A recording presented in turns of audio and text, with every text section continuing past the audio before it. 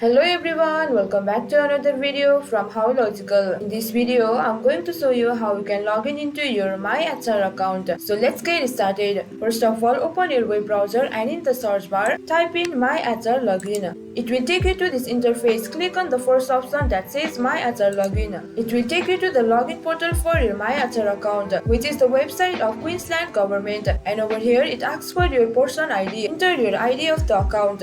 And once you do that, in the password box, enter the password of your account. To confirm your password, you can click here on the eye icon. After that, click on the login button. You will be logged into your MyHR account. And in case if you guys forgot your password, you can click here forgot password to reset it. And also, if you want to activate your account on MyHR, you can click here activate account. So that's all for this video. If you find our video helpful, please leave a like and please do not forget to subscribe our YouTube channel. And also hit the bell icon for latest videos and drop a comment for reviews and more content like this. I will see you guys again in our next video. Thank you for watching.